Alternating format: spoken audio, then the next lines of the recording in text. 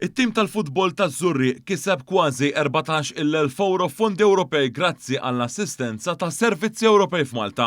Permezz tal-investiment qed isir taħriġ għal coaches u l-membri tal-istaff bilha tissaħħaħ il-kwalità tal-coaching, titjib it-tmexxija tal-klabb u jiġi promoss il-valur tal-inklużjoni fl-isport lokali. Daħareġ waqt żjara li jagħmel il-Ministru responsabbli Stefan Zrinzo Azzopardi fil-klabb sportiv ta' Żurriq Football Club.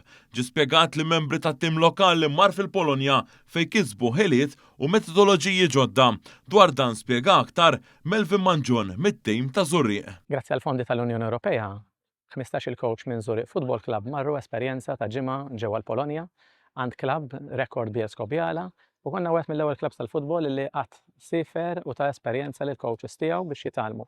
Il-kap eżekuttiv ta' Sem Rodrik Zarafa sostna l-Aġenzija ikbur jela tassisti entitajiet sportivi biex jakkwistaw esperjenzi li jkabruhom u jadduhom lil sħabhom lokalment. Ħafna jaħsbu li l-fondi Ewropej huma dwar proġetti infrastrutturali kbar.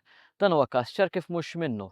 Iż-Żurriq Football Club bħala Servizzi Ewropej f'Malta għennihom sabiex jibgħatu l-coaches tagħhom l-amministraturi tagħhom fil-Polonja biex ikomplu jkabru l-ħiliet u l-għarfien tagħhom. Dan huwa parti mix-xogħol li nkomplu nagħmlu rridu naraw illi aktar klabb sportivi jkomplu jibbenefikaw minn dawn it-tip ta' opportunitajiet. Minnaħat jew il-Ministru Stefan Zrinzo Azzopardi faħħar l-impenn ta' dan it-tim tal-futbol u saqal il-fondi Ewropej qed iħallu impatt dirett fuq il-komunitajiet tagħna. Sostna kif proġett bħal dan juri kif il-fondi Ewropej qed isaħħu n-nies fil-komunitajiet tagħna billi jingħataw ħiliet, esperjenzi u motivazzjoni biex ikomplu jiżviluppaw permezz tal-isport.